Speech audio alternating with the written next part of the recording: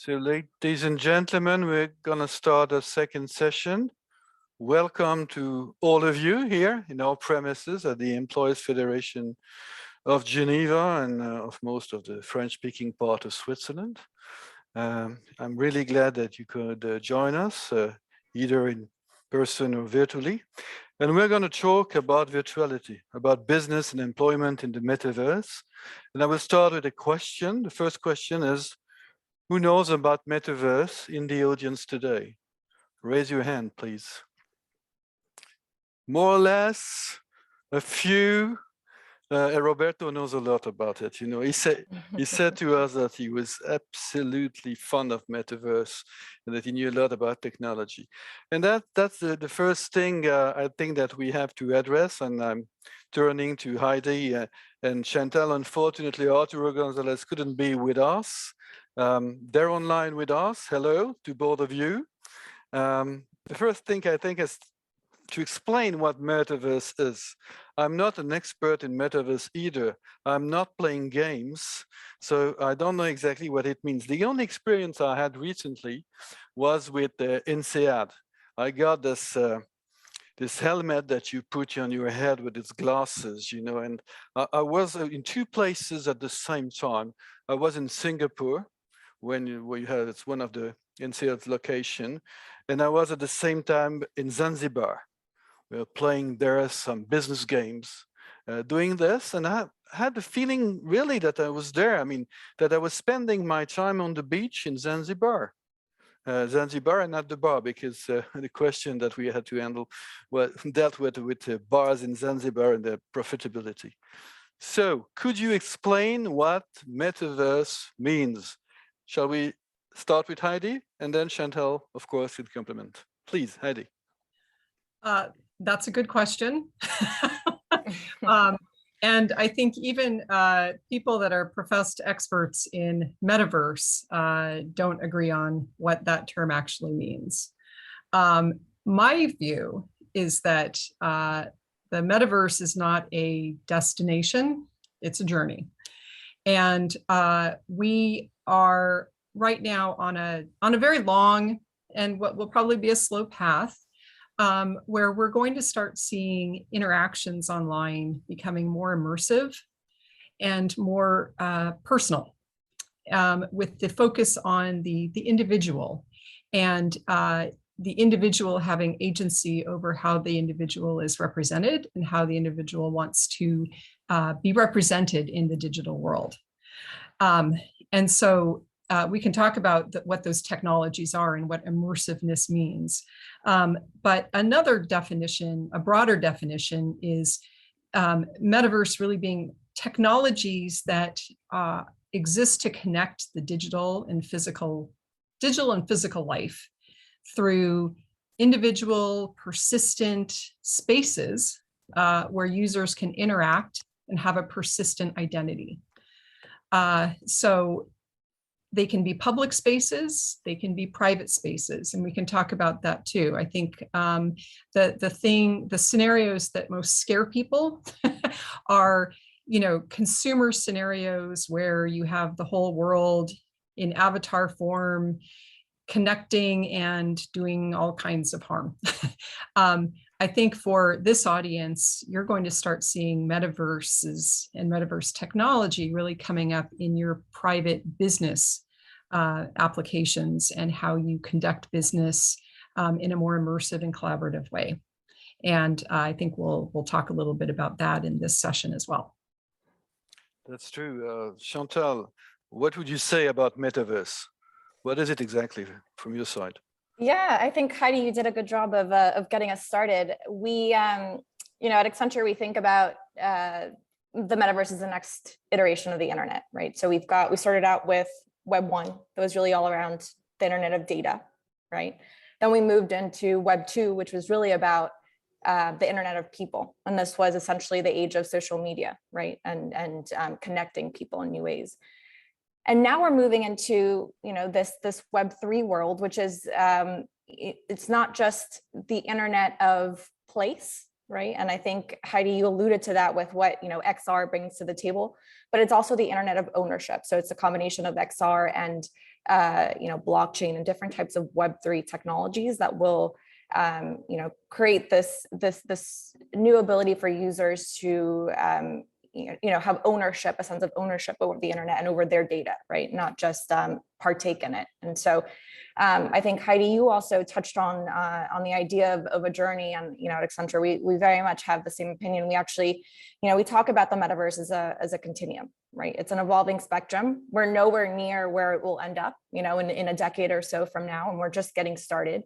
But it's, a continuum that takes us from, metaverse applications for consumers to workers to, other cross-enterprise applications. It's this idea of being able to, have a seamless back and forth between the physical and the virtual and then back.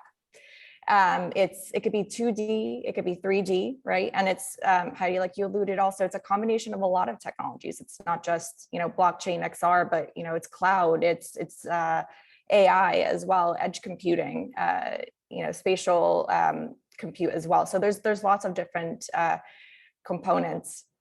And I'll end up by saying, I know, Heidi, you touched on the immersive aspect. I think what the metaverse also brings is this shift of we're no longer just browsing in the internet, but we're actively participating in what this is. And so I think that sort of helps bring it to life. So you mean that the summit next year will be a different one?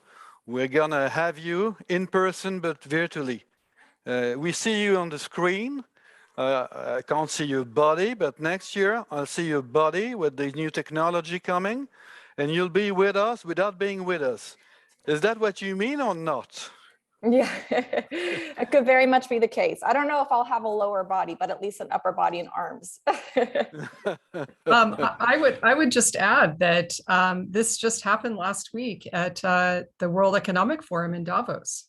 Mm-hmm. And it just so happens that Microsoft and Accenture partnered on a metaverse experience that the Davos participants were able to experience. So we had CEOs and heads of state in virtual metaverse worlds talking to each other and communicating and experiencing different rooms and experiencing different sort of environments.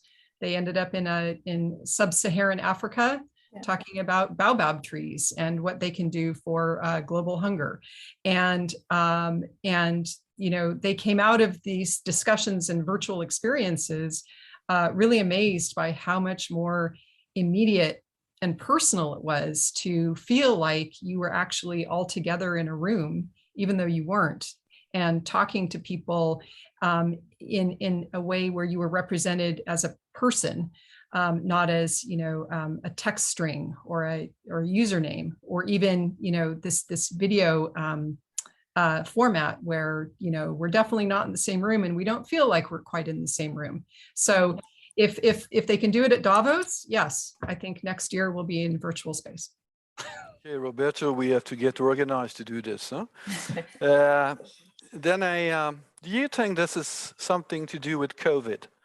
I mean, COVID accelerated the transformation process, and we've been all experiencing this. I mean, even though this session today wouldn't have been in a hybrid format 2 or 3 years ago, huh? We were used to be in in-person meetings, and we changed our habits all of a sudden in say 2 or 3 days. So do you think this has been accelerated by the COVID, or do you think it was already a pre-existing trend? Chantal. So, it's a good question. I think, the underlying technologies, that form the metaverse, they were very much, in development and being used for different applications even before COVID, right? But I think user adoption of the metaverse for purposes, for enterprise purposes, and not just, more of like a gaming world application, I think that has truly evolved since the pandemic. I'll talk about just Accenture. We rolled out what we're calling Project Avatar, and it's, we tried to reimagine the employee onboarding experience during COVID, right? Because we felt so disconnected from each other. And we wanted to make the experience more personal, more immersive for our new joiners. And so we rolled out 60,000 Oculus Quest 2 headsets to our employees. And so far, in fiscal year 21, we onboarded, I think it was like 11,000 people through, through what we're calling One Accenture Park, which is our virtual world, if you will. And then we're actually on track to multiply that number this fiscal year to about 150,000 people. And so you'll see that, it is really having an effect in how we conduct business and how we are, trying to drive engagement between employees since the pandemic. Yeah, and I will say that I think it was an accelerant of things that were already in development, because not just with hybrid work and remote work, but labor shortages and supply chain issues. We need to work more efficiently, and we need to be across the globe, and we need to be working more effectively, and being able to collaborate more. And I saw some statistic that I think in the past 2 years, online work has increased 250% or some crazy number like that. And I think we've all found that meetings like this in Zoom are effective in a very transactional way, but you're missing the collaboration, you're missing the social, you're missing the sort of even the nonverbal cues, and just the work that happens in hallways and after work, and you can't really get that in a Teams call or in text chat. And so the immersiveness that these metaverse technologies are bringing to collaboration really addresses a need in hybrid and remote work settings that aren't currently addressed by current technology. So you mentioned employment is changing, education is changing, and employment is, of course, the main issue that we are dealing with at the IOE. So can you tell us if there are any regulatory or labor laws that apply to Metaverse? Or who's setting the rules? Nobody's setting the rules now. I mean, how do you do at Accenture, for instance, because you're educating your people this way now? Do you have to comply with some rules? Do you set your own rules? What do you say to your employees? I think it's an interesting question to know more about. Yeah, and it's interesting. I think people often talk about the metaverse as being this wild west. Yeah. But I actually think there's a lot of regulations existing or draft mode and forthcoming that will actually still apply to to the metaverse and the business that you conduct in the metaverse, right? If you think about privacy laws like GDPR, the California Consumer Protection Regulation, all that will still be relevant in the metaverse. You will still have to comply with all those laws, right? You can say the same thing about child protection laws for how you're engaging with children in the internet. That will still be the case, right? And so I do think there's perhaps some gray areas and some new areas that the Web3 and decentralized aspect introduces, but I do think that there's already a lot of grounds that existing regulation covers. Yeah. Oh, sorry, I did just one more specific question about that. How can I be sure that you're not going to use my metaverse in some other place around the world? What sort of guarantee do you give me? Because as far as I know, there is no guarantee, no written guarantee in the law. As far as I know, I mean, we have general rules applying, especially in Europe, but besides that, there is almost nothing. Do you think it will come in the future? Do we need this or not? Heidi, what's your opinion about that? So I think that there's a long-term 10 years out, but I think in the near and midterm, I think where the way most of us are going to experience the metaverse is private metaverses at work. So just like we have the ability at work to log into a Zoom meeting with only other employees, I think what the metaverse will do will enable virtual conference rooms and virtual lobbies and virtual settings where you're having the same meeting, you're just having it in a different way that is more immersive, maybe in a 2D on a laptop, maybe in a virtual reality device. And so in that regard, it's not a whole lot different than today. I think in the consumer and the commercial space, you're going to have companies that will be building public metaverses, where again, you can sort of walk into a virtual showroom and experience products and make purchases. Maybe you go and design a t-shirt and you have a virtual t-shirt for your avatar, and you also get a real t-shirt for yourself that is shipped to your home. And in that regard, that's not a whole lot different than web storefronts today. So, you know, I think that the difference is the immersiveness of those online experiences. So just like Chantal said, I think there's a lot of law that does apply to what we're going to see in the next even 5 years. The concern I have is that, you know, the internet is getting increasingly fragmented, and you know, and there are trends that exist today that have nothing to do with the metaverse around, you know, conflicting national laws that impact internet governance. You know, there's governments are concerned about nation state sovereignty. They're concerned about protection of citizens' rights. We see even in, you know, especially in Europe, very fractured structures around healthcare and financial data location, cross-border movements. And I think that with the metaverse ambitions to cover such a sweeping range of social and commercial activity, those fragmentation trends are going to continue. And so I think the answer to your question is figuring out which laws apply and how is just going to keep getting harder and harder, because the internet's going one direction and national and state laws are going another direction, which is unfortunate. And there will be a reckoning there. But like Chantal said, so many laws and structures are going to apply. I think it's going to be more about how do they apply to these new metaverse technologies. And, you know, safety, digital safety is a good example. A lot of our digital safety laws in Europe and the US, UK are really around text, content, and regulating that. But the metaverse is going to enable it's going to be more real-time conversation and real-time connection. And that's a lot harder to moderate. It's a lot harder to detect and to enforce. And so how do those laws apply? In other cases, it's going to be around which laws apply. And so, you know, an example of that would be, you know, physical assault.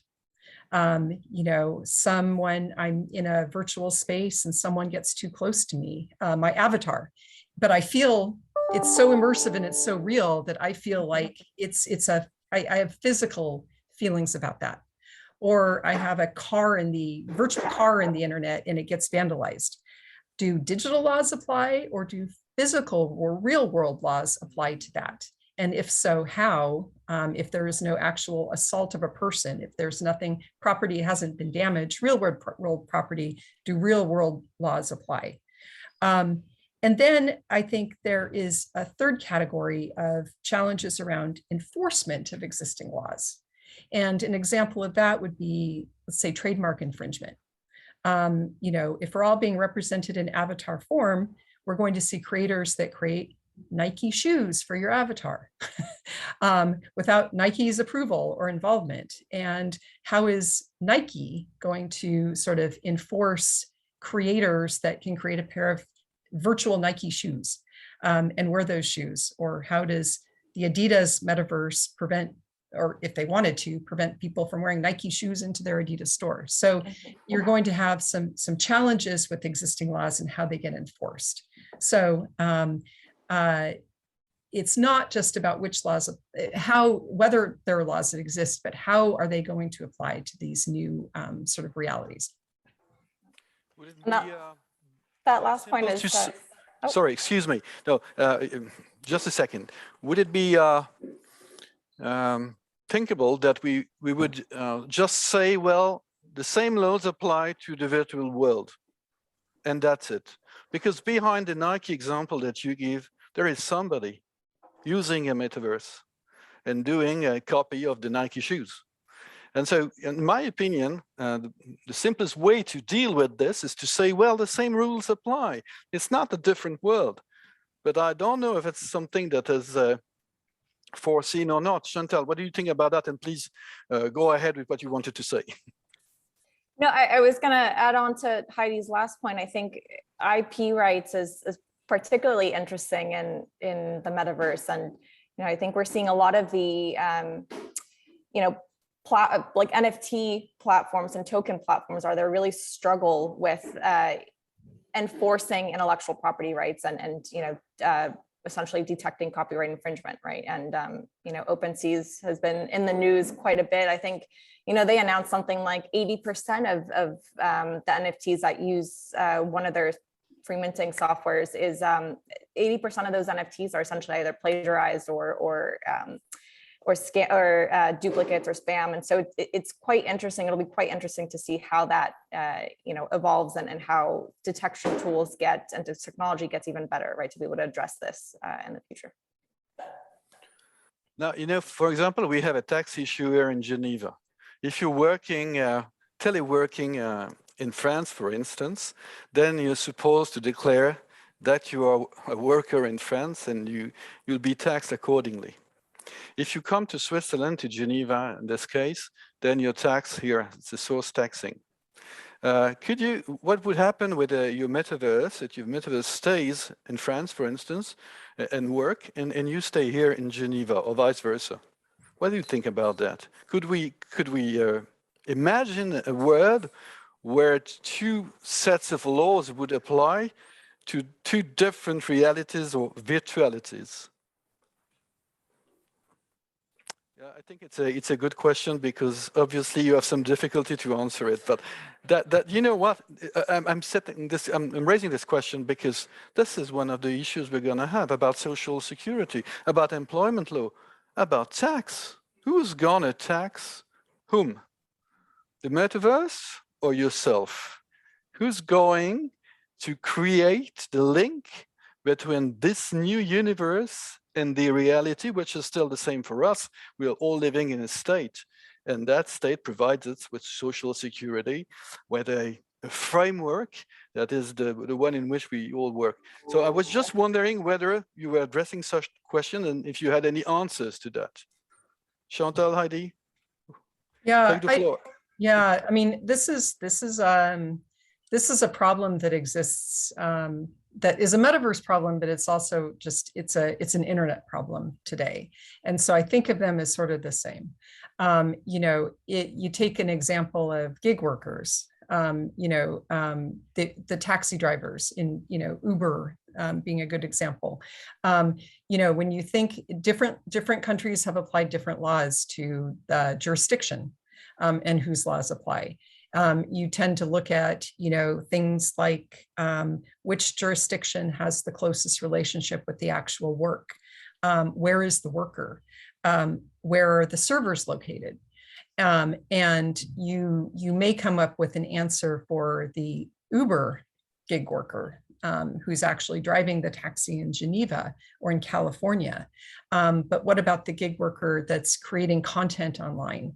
There it's a little different and harder to answer because it's all being conducted online. So it becomes harder to sort of find that physical nexus to where the work is, and that will get harder because with the metaverse, this need to be physically located someplace, increasingly goes away if someone can work literally anywhere and connect in through a metaverse to engage in work. So I think that we have those questions right now with people working exclusively online, but the metaverse is another sort of accelerant that makes those questions much more urgent. Chantal? No, I think that's right. And, I think that, again, it's a broader problem, not just a metaverse problem, right? I think we saw some of that already with, even during COVID, where workers relocated, right, and worked from other places, even if it wasn't where their office was based out of, right? We had, tax considerations and implications there, and a lot of employees had to, figure out how to address that, right, in this new digital era. I think, some of what we've learned during COVID will apply to the metaverse moving forward, and when it comes to like taxation for cryptocurrencies and things like that, there's already some type, at least in the US, there's already some type of precedence as to, like the government working with, whether it be a Coinbase or one of these exchange platforms to, track users that are evading taxes, within cryptocurrency sales. And so I think there's lots to figure out in this realm, but again, I think it's a broader problem than just metaverse. Jane. Yeah, hello, good morning. Jean here, Jean Milligan, how are you two? I'm going to jump in because I have this question, the conversation we're having now, I mean, the governments, policymakers, they're doing catch up on all of this law, whether particularly for internet. And if we're still doing catch up on the internet, how are we even going to advance on metaverse? So I wanted to know, are there conversations happening already at higher levels around the employment rules, or are there people thinking about this, or is it going to be another case of catch up? I think I think this is a time not to feel urgency about it, for the kind of reasons that we talked about at the beginning. We can't even, no one can even agree on what the metaverse is, or what the definition is. So it would be very scary to start sort of building regulations that talk about the metaverse. So the first thing I'm concerned about is, I certainly hope there aren't any laws that are already talking about and trying to define the metaverse, because whatever that is, in 5 years from now, we will look back and, maybe even laugh that we're even using the word metaverse. So I think that, and this is a time when, people like Chantal and I that are in this technology, we're excited about it and we want to see it grow and get adopted rapidly. But the reality is, we are going to see, I believe we're going to see these technologies get implemented in small ways. You don't have, VR devices aren't ubiquitous like cell phones.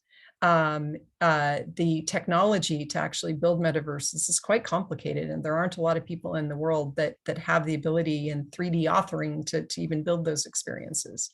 And so, again, like in an employment setting, in an office setting, I think you'll see sort of, virtual meetings get conducted. But, this idea that we're moving quickly into a metaverse world isn't there yet. And so, I would caution that we sort of go slow and be deliberate, and not try to legislate and regulate before what our notions of the metaverse come into play. Chantal, do you have anything to add to that? No, I think that's right. I think being deliberate makes sense. We talk about if you want to, at Accenture, we talk about if you want to be a metaverse native, it's important that you act now but like you said, Heidi, in deliberate ways, maybe in test trials to see, how, if you're a consumer facing company, how this, better caters to one demographic, or, those kinds of like small, lower risk stakes, in testing how the technology can be used to advance, your respective goals as a business. On the regulatory aspect, I agree. I think, before we start regulating it, we need to see where the technology takes us, and more importantly, user adoption of the technology, right? I think will be really critical to determining how it succeeds, whether or not it succeeds, right? Yeah. And so, yeah. And I would also just say, if there is urgency, I think the urgency is addressing this fragmentation that we have in existing laws, especially around data and data movement and privacy. Because just with the internet today, the metaverse crosses jurisdictional lines and boundaries. And we sort of desperately need, a more harmonized structure for thinking about how data laws and privacy laws apply to digital and online scenarios. So that is, and then just kind of the greater awareness, acknowledgement, and agreement that the fragmentation of the regulatory structures is creating a fragmented internet that that is not sustainable and is probably not socially good. That's my personal opinion. So I think that an increased sort of motivation to become more harmonized in laws that are creating these challenging problems for employers and for consumer protection is what's really needed most. Okay, yeah. Well, I'm the owner of SME. What kind of advice are you going to give me in order to address the metaverse reality that I'm facing? What should I do? Should I invest in metaverse? Should I refrain from doing that? How am I going to sell my services, my items in the future? What do you think about it? Chantal, maybe you start and then Heidi? Sure. So I'll start on a more positive note first, talking about, what are the opportunities for businesses in the metaverse? And, I think there's two routes to that, right? There's, we think about consumer metaverse and then enterprise metaverse applications, right? So on the consumer side, there's a whole new suite of products and services that you can create in the metaverse, right? You talk about, tokens and smart contracts, things like, new ticketing or collectible solutions that can be created, right, in the metaverse.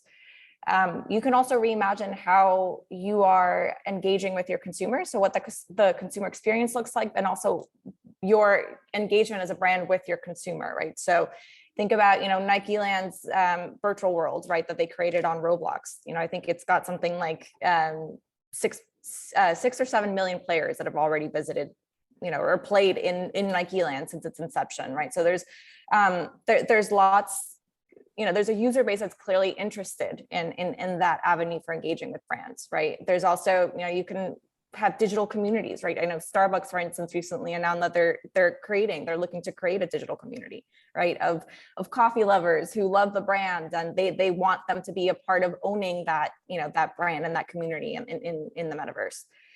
And then on the enterprise side, you've got, we think of it as 3 different types of opportunities, right? You can change how it is that you're actually making and producing those products and services, right? And that alludes to digital twins, which is essentially, this virtual replica of physical operations, with the intent of not just driving efficiency, but also driving sustainability, right? And how you're producing these products and services.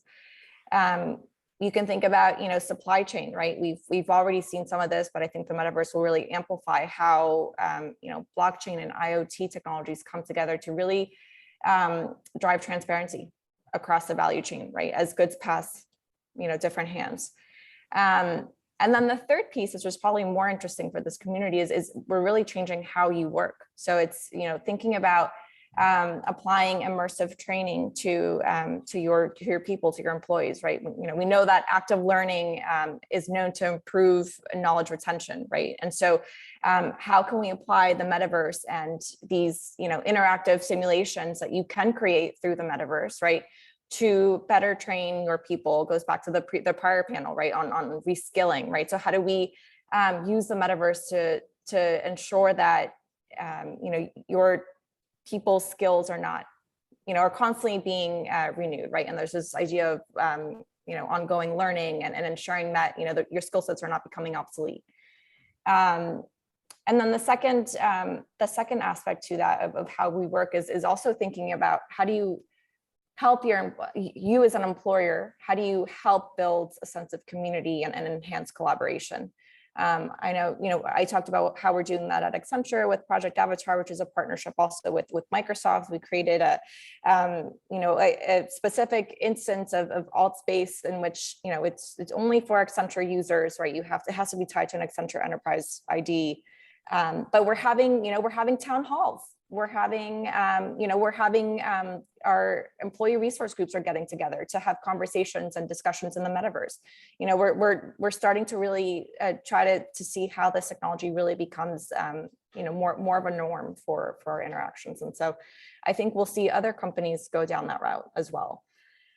Is there anything you want to add, Heidi, to the list of? I think it was quite a lot already, but I will give Heidi an opportunity to complement what you said. Shortly, Yeah. briefly, please. Yeah, no, that was fantastic. I would just say a couple of things. I would say that if you're an employer that has a storefront, a real world storefront and a website, this is an opportunity to think about how could I make my website more like my storefront?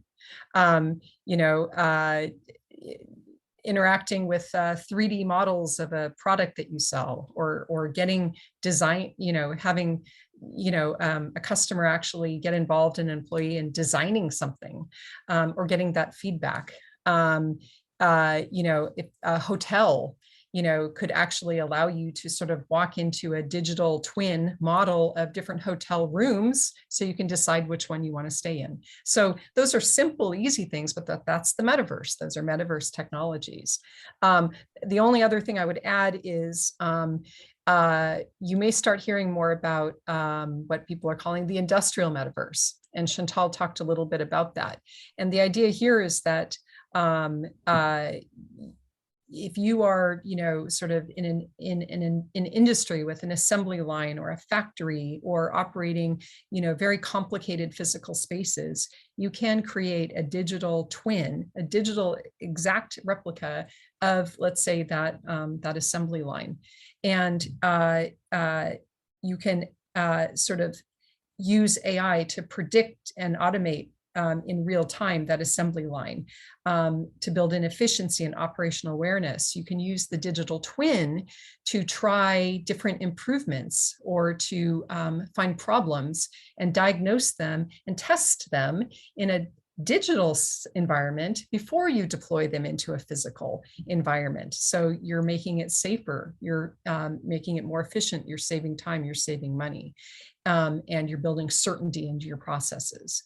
And the other thing that we are seeing more and more is skilled workers that are in high demand can't be, an electrician that has a certain skill set, can't be everywhere that electrician is needed to do a diagnostic repair of something. But you can have that electrician connect, virtually, and perhaps use, let's say, a broken elevator. You can overlay, a map and instructions so the unskilled worker can get the assistance of the skilled worker to actually fix the problem. That is metaverse technology at work. So, and we're seeing a lot of that already today in a lot of industries. Thank you very much. I think that it's time now for the room to ask questions. And I have two hands raised up. First, Roberto, and then Farouk.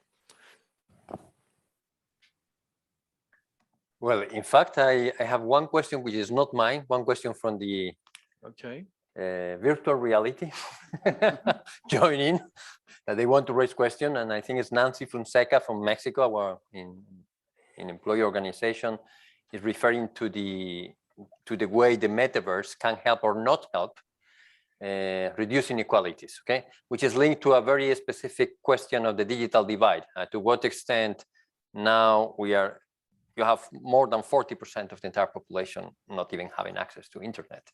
We have also to be aware of that. And at the end of the day, the challenge, the question is whether this is going to increase this divide or reduce it.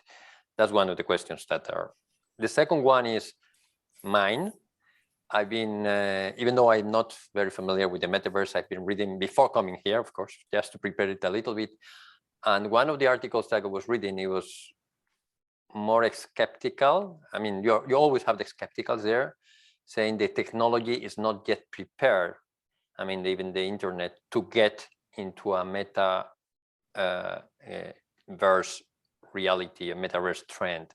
I mean, it will need yet strong investment, and we are not yet there, which is linked also to another element of caution that I want to bring. I mean, I just to provoke a little bit you is even still the profitability from a business perspective is not yet there. So if there is anything that you could say on this regard. Okay, so 2 questions: digital divide, illiteracy. I would say also digital illiteracy. What are the skills that are needed to cope with metaverse? That's the first question. And second, is the technology profitable or not? Who's going to take these questions first? Chantal, I see you raise your hand. Sure. Yeah.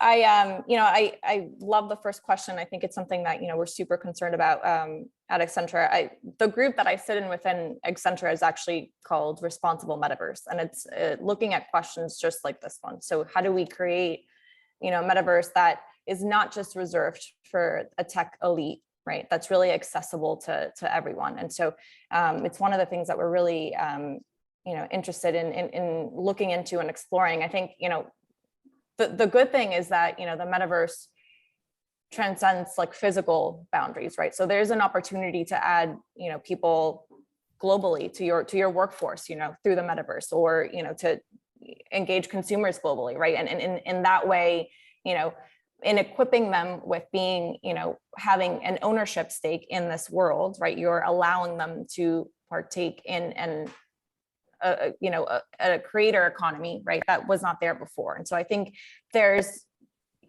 on one side, there is an opportunity for the metaverse to help drive financial inclusion. I think on the other, and this sort of alludes then to the second question as well, is that, the technology is still very much evolving, right? We need, even just thinking about the heads up devices, right?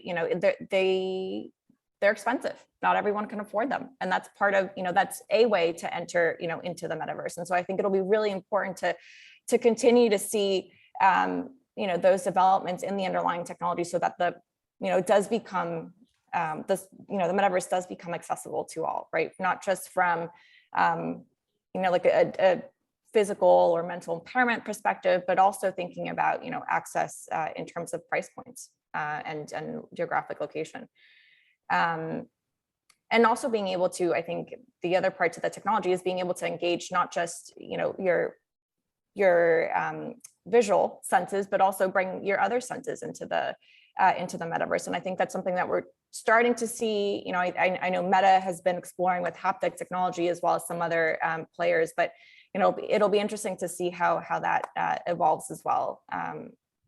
To really like evolve the technology and make it, usable or accessible to all. Thank you. Heidi? So to that, that was all great feedback. I think to that, I would add on the skilling question, there is a huge opportunity for job development and education. What you need to build a website is an entirely different skill set than what you need to build a 3D metaverse. We don't have a lot of 3D designers. There aren't a lot of 3D courses to enable development in 3D, and it requires a lot of creativity. And so I think there's some opportunities to skill a new workforce with new capabilities. Yeah, there are going to be companies that don't have those skills in place already. And so opportunities for solution architects to, come in and help companies in a cost-effective way, build and operate these. And if you think about, 10, 15 years ago, if you were building a website for your company, you probably didn't have people on site that could do that. You hired somebody to do that. And that was the cost-effective way. And we're kind of there today with the metaverse. On the question of profitability, I think it depends. I mean, it sounds expensive. To deploy metaverse technology, but depending on what your goals are, you could drive a lot of profitability. And a couple examples there. If you are a consumer goods company selling products on the internet, you have a website that lists and has pictures of your items. Imagine having a virtual storefront where a customer can come in and experience these items in 3D, talk to a salesperson in a very immersive way. You might get customer engagement that will drive sales because it's so much more visceral.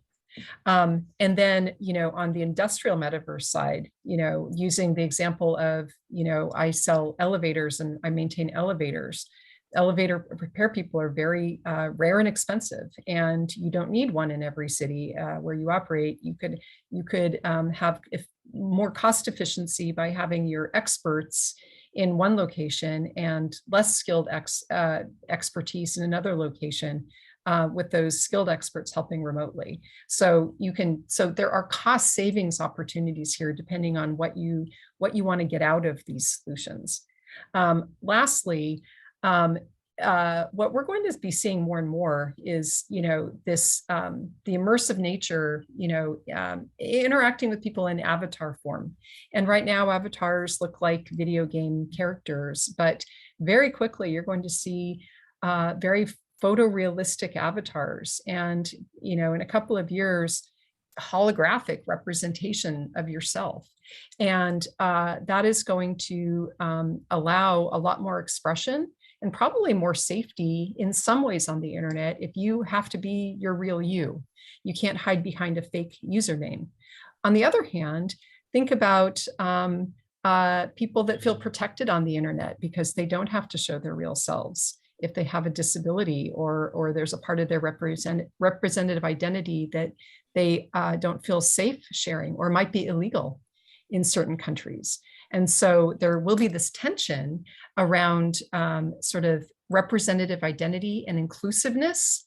And there are opportunities and challenges that come with this new kind of sort of embodied virtual identity that we're going to start seeing. Thank you. We have 1 minute to take a second question. Farouk, you have the mic coming to you. Wait. Thank you. I'm Farouk from Bangladesh. It's very interesting to know about the metaverse. The COVID has made us realize that how important it is to have physical interaction and physical connection. Do you think that metaverse is going to change some of the basic characteristics of human beings, which will ultimately create more discrimination and devoid of social dialogue, which will be against the fundamental principles of ILO? What is your view? Thank you. This is a very broad question. We have 1 or 2 minutes left. Please be brief. And Heidi, you start, and Chantal, you will follow on. I would just follow to what I just said about representative identity. There are opportunities and risks there with being, with people feeling, with the technology evolving. So you are your real self on the internet and in your digital world, and it's the same as yourself in the real world. There are opportunities and there are challenges because there are times when you don't necessarily want to be your real you online. And so how do we take advantage of the equity and the fairness and the safety that comes with that, with the risks to speech and to expression, if you have to be yourself both physically and in the digital world. So that is something those are high risk spaces, and I don't know how that's going to turn out, but I hope that we can support the opportunities and effectively manage the risks and the harms. Yeah. Thank you, Chantal. I would add, from a well-being perspective, I think there's, more questions than we have answers right now as well, right? I mean, are there potential cognitive effects from, being in virtual reality, more hours a day? Perhaps, we don't know, right? And so I think we'll need to see how the technology evolves and how users, are willing to use the metaverse to see, what kinds of effects, come from it. But I think the important thing is, as you as an enterprise, are creating these experiences, you need to ensure that they're,